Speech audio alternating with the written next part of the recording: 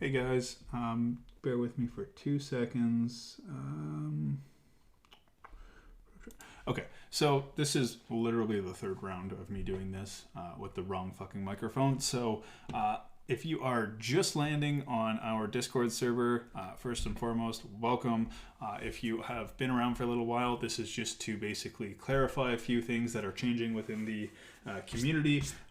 Nothing crazy, just trying to simplify things. Essentially, what we're doing is getting rid of the counter trend flowchart model altogether to basically just have a more simplistic approach.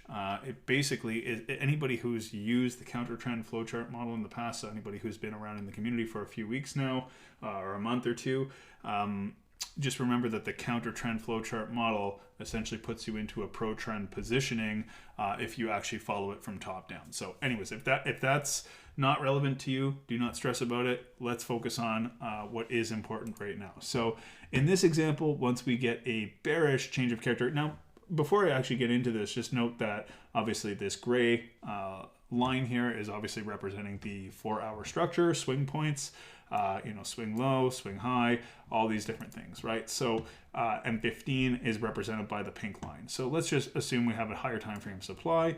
The idea is that if in this example, once we get a bearish M15 chalk or an OFS, which we classify as an order flow shift, which is right here, we would be trading the M15 pro trend, right? So the idea is that the trend has in fact broken because order flow has shifted.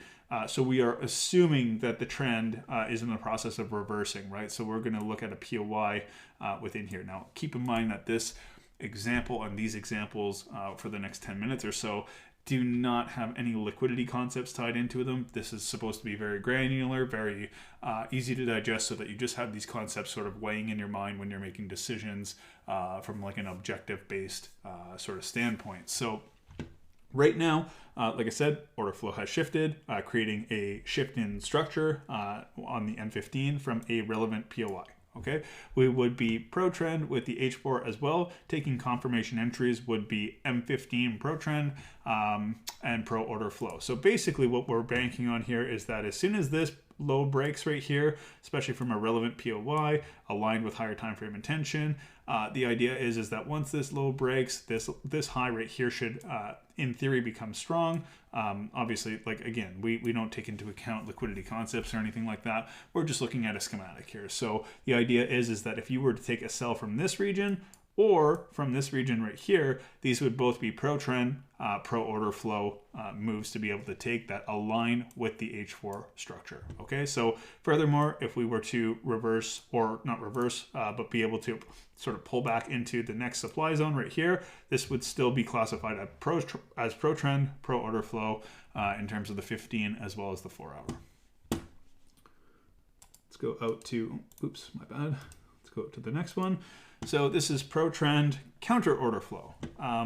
So same principles, H4, boom, M15 within here. So the idea is in this example, we've had a bearish M15 chalk right here, right? Order flow switch to bearish. Once we break supply on the way to the extreme, right here, okay, POI from a relevant demand level. Okay, so let's say that we have like let's say there's a flip zone in here. This is a relevant demand where order flow could potentially shift. We need to speculate that basically there's a potential that this high could potentially get ran. Now, it doesn't mean that it's likely. It is essentially an insurance policy by classifying this as counter order flow based on the fact that we've taken out a bit of internal structure on the M15. However, we have not taken out the swing structure, so that means that more than likely this will get ran as liquidity to be able to carry on into deeper portions of the higher time frame leg.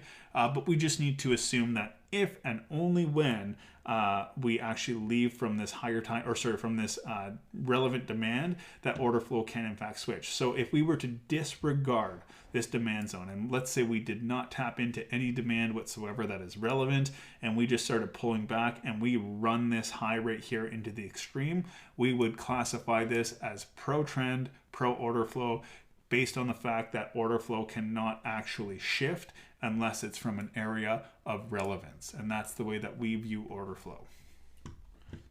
let's go out to our next example, which is going to be very similar to, excuse me, the previous examples. The only difference is we're actually going to be trading this counter trend to the H4, right? So be mindful of the fact that as soon as in this example, once we get the M15 change of character or order flow shift, which happens right here, the M15 would be pro trend but counter to the H4.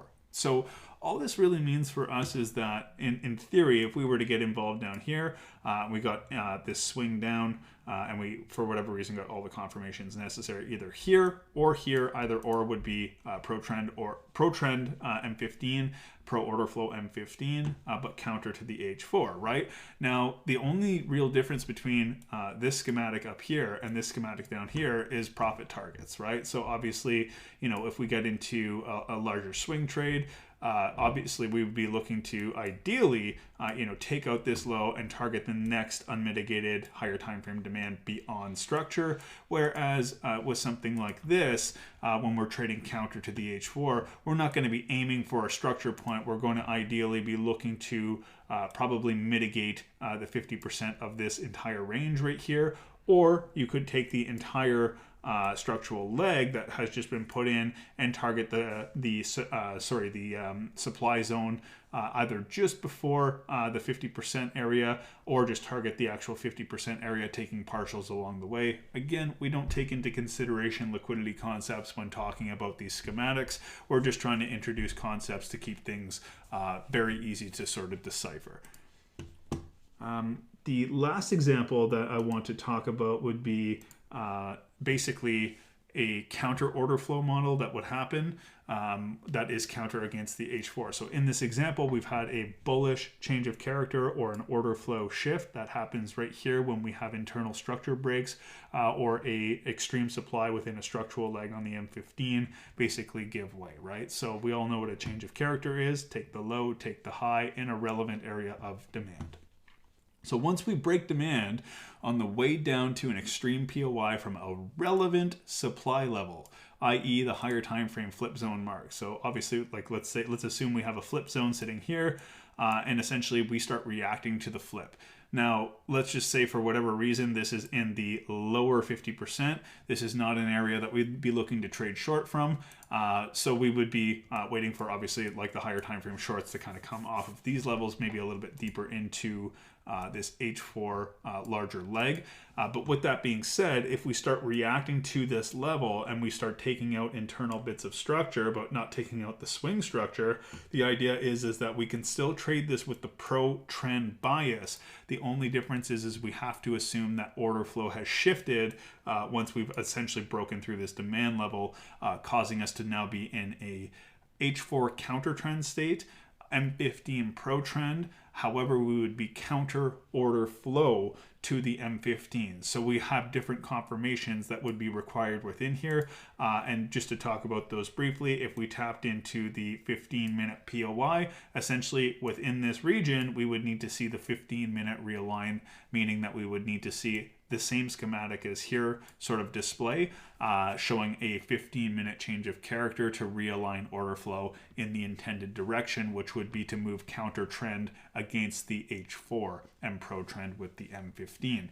Now, on the flip side, if we have some form of extreme refinement within here that we can basically classify as like a 1 minute to a 3 minute POI, we can actually then look for a realignment if and only when the actual M1 to M3 POI gets tapped into, and we can look for a 1 minute chalk and flip to be able to then look for a new POI caused by the change of character on the 1 minute and be able to confirm that with our 5-second entry.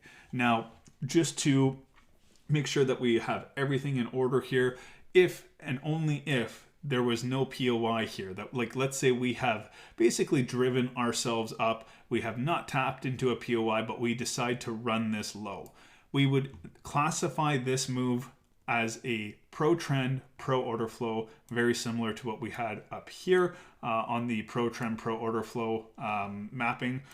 So basically what that would look like is if this supply zone did not exist in this region right here, and we started to run this low down into this region, we would classify this as a pro trend M15 pro order flow, as it is not reacting to anything relevant that is a direct threat to our trade idea. So I hope that makes sense. Keep in mind again that none of this takes into consideration any sort of liquidity concepts. This is all about just introducing the sort of black and white, very granular version of what it is that we trade in a pro trend state on both the M15, the H4, and then the counter trend to the H4, pro trend M15. You'll notice that all of these models need to be traded as long as the M15 is aligned pro trend with the direction we're intending to take trades.